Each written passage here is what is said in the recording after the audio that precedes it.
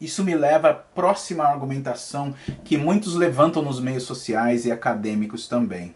Se Deus é bom, amoroso, e Ele é todo-poderoso, o porquê então que Ele não para todo o mal? Se Ele está assistindo todo esse mal no mundo, essas guerras, essas injustiças, a fome, doenças, ou Ele não é todo bom, ou Ele não é todo poderoso. Daí vem, ok, a minha pergunta então. Qual categoria de mal exatamente que você quer que ele pare? Você quer que ele pare 100% de todo mal? Alguns maus? A maioria do mal? Ou é aleatório? Você tem uma resposta objetiva para isso? Além do mais, quando alguém pergunta enfaticamente se Deus é tão poderoso porque ele não para o mal, a primeira das respostas nossas deve ser: talvez seja, porque se ele fizer isso, ele pode começar com você, comigo. Se ele punisse os que fazem o mal cada vez que eles agissem, ele poderia começar com você.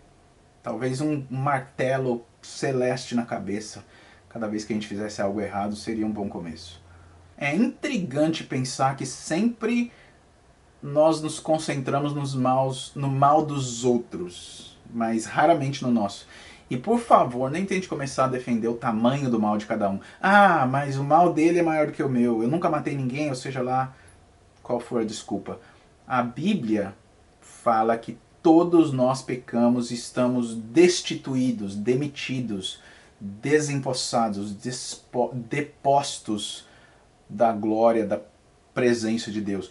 Todo pecado nos afasta de Deus, não importa o tamanho. Além disso, é incrível de se ver que quando Deus finalmente pune e castiga o mal, daí o incrédulo também reclama.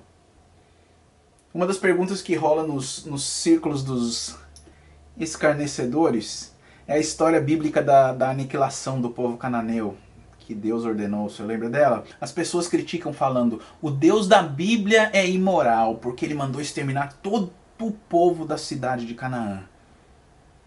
Bem, vamos deixar de lado o fato de que para o ateu a moral é subjetiva de qualquer forma, não é? É só uma opinião pessoal. Porque se não existe Deus, não há um padrão externo do que é bom e do que é mal. Não há um padrão transcendente, além de nós, do bem e do mal.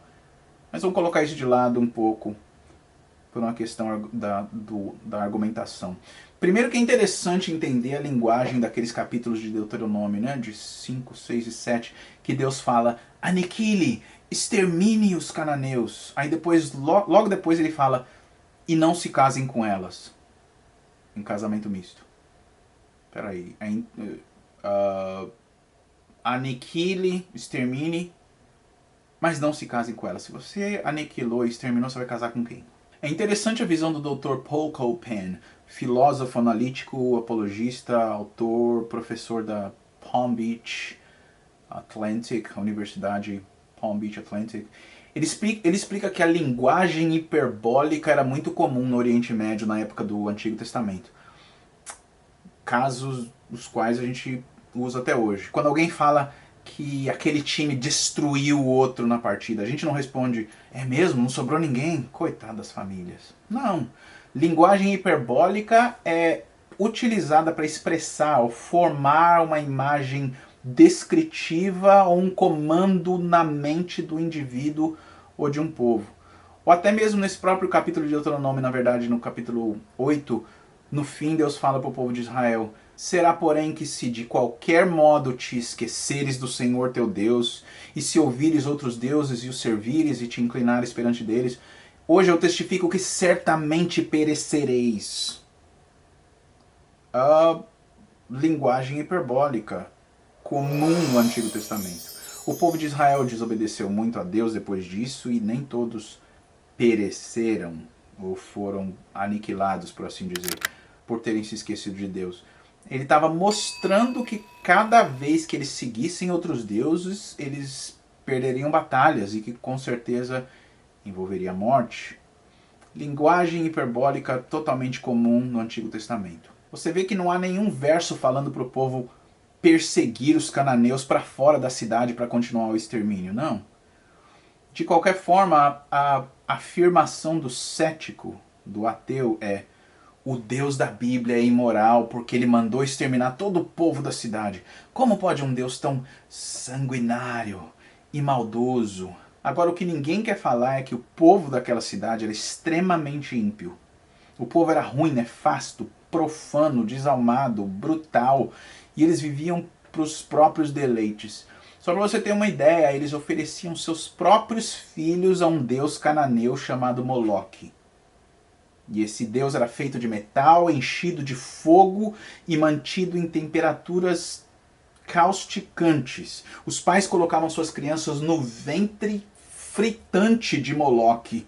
E conforme a descrição do historiador grego Plutarco, os tocadores de tambores ao lado desse deus carniceiro eram ordenados a tocarem seus instrumentos cada vez mais alto, a fim de que o povo não ouvisse o choro das crianças sendo fritadas no ventre daquele deus pagão. Apesar de toda essa maldade, o Deus Jeová Elohim, de grande longanimidade, paciência, deu oportunidade para eles se arrependerem por 400 anos. Porque Deus sempre dá aviso e alerta para as nações se arrependerem antes dele trazer juízo.